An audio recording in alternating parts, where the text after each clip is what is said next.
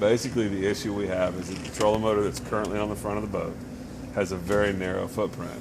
And the boat has a pop-up cleat, a navigation light, and some sort of an anchor pulpit all on the front deck already.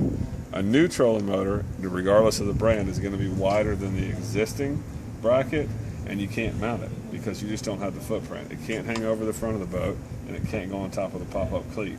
So the plan is to remove the existing trolling motor, the existing pop-up cleat, the existing anchor pulpit, and then fill in the holes so we start out with a clean slate. Then we can remount the new trolling motor, and we're going to move the pop-up cleat to where the anchor pulpit is now, because the anchor pulpit is not necessary, nor does it even work like it's supposed to. So the only thing that will remain in the spot at this point is the nav light.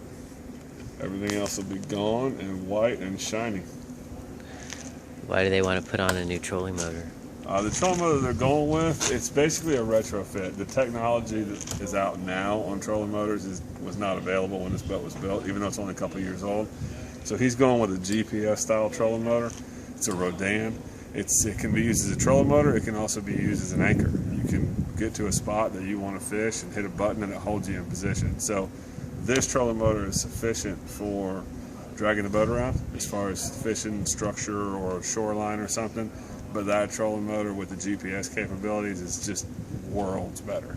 Really? I mean, yeah, it does everything. It's amazing. So, but they're bigger. As far as the overall envelope, they're bigger, so you can't put them in the same spot that you could put an old school trolling motor. So there are a lot of boats out there that could be retrofit with this new trolling motor. Absolutely, absolutely. Okay. The front deck of this boat has a non-skid finish, a pattern textured finish. Super hard to recreate for a glass guy or a gel coat guy. So basically, if you will never get it exact. I mean, could it be done? Sure. Would it cost way too much money? Probably. Would you end up unhappy? Probably. So instead, what we're going to do is we're going to take the footprint of this anchor pulpit and we're going to put our pop-up cleat where it was, which is going to keep us from having to worry about grinding and filling two places on the front of the dash.